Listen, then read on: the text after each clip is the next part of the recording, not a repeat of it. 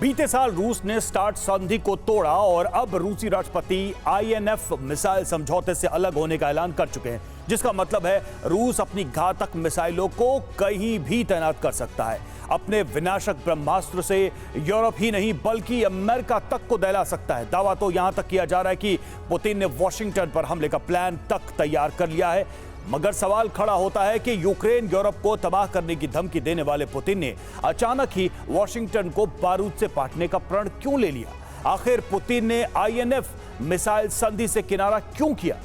देखिए इस report. Washington DC, जो न सिर्फ अमेरिका की राजधानी है बल्कि इसी वॉशिंगटन में मौजूद है दुनिया का पावर सेंटर, जिसे व्हाइट हाउस के नाम से जाना जाता है।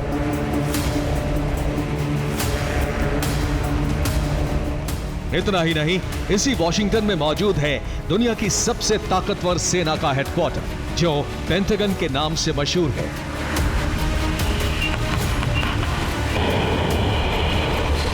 मगर व्हाइट हाउस और पेंटागन पर किसी भी वक्त न्यूक्लियर अटैक हो सकता है।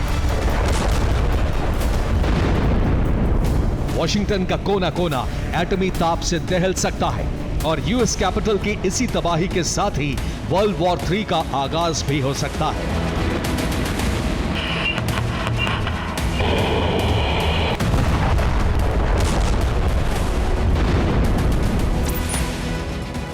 अब सवाल यह है कि अचानक ही वॉशिंगटन में एटमी कोहराम मचने की आशंका क्यों जताई जा रही है? क्यों व्हाइट हाउस और पेंटागन में मिसाइल हमले के कयास लगाए जा रहे हैं? तो उसके पीछे की वजह है रूसी प्रेसिडेंट पुतिन का ऐलान, आईएनएफ संधि पर ताजा बयान।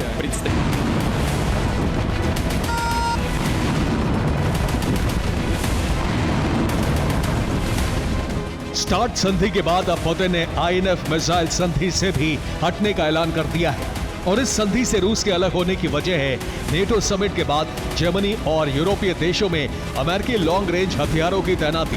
दरअसल इसी महीने वॉशिंगटन में नेटो की बैठक हुई, जिसमें फैसला लिया गया कि यूरोपीय देशों में जल्द लॉन्ग रेंज मिसाइलों की तैनाती होगी। पेंटागन यूरोपीय देशों को मिसाइलों की खेप सप्लाई करेगा। टॉमाहॉक और SM-6 जैसी मिसाइलें पेंटागन यूरोप भेजेगा। जर्मनी में सबसे पहले लॉन्ग रेंज मिसाइलें तैनात की जाएंगी। नेटो के इस ऐलान के साथ ही पुतिन आग बबूला हो गए। उस दौरान क्रेमलिन ने जर्मनी समेत यूरोप के तमाम देशों और उनकी राजधानियों को दहलाने की वार्निंग तक दी।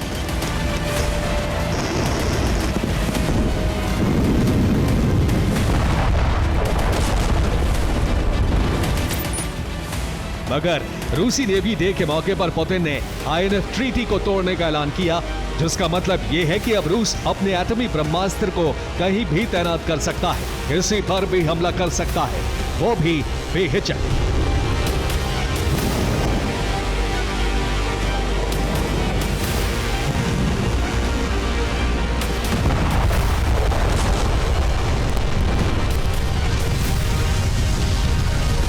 ऐसे में आप भी सोच रहे होंगे कि आखिर आईएनएफ मिसाइल संधि क्या है, इसे कब लागू किया गया और इस संधि से जुड़े कायदे कानून क्या थे। तो आपको बता दें, साल 1987 में अमेरिका और सोवियत रूस के बीच आईएनएफ संधि हुई। समझौते पर रोनाल्ड रीगन और मिखाइल गॉर्बाचेव ने हस्ताक्षर किए। संधि के तहत मध्यम दूरी के मिसाइलों के उत्पादन को सीमित किया गया। 500 से 5,500 किलोमीटर रेंज वाली मिसाइलों की तैनाती पर प्रतिबंध लगा। आईएनएफ संधि में पारंपरिक और परमाणु दोनों प्रकार की मिसाइलें शामिल थी। कोल्ड वॉर के दौरान जब अमेरिका और सोवियत रूस में विनाशक हथियारों की होड़ लगी हुई थी, उस दौरान ही अमेरिकी राष्ट्रपति रोनाल्ड रीगन और सोवियत नेता मिखाइल गॉर्बाचेव ने आईएनएफ यानी इंटरमीडिएट रेंज न्यूक्लियर फोर्सेस संधि की, ताकि विध्वंसक तबाही पर रोक लगाई जा सके।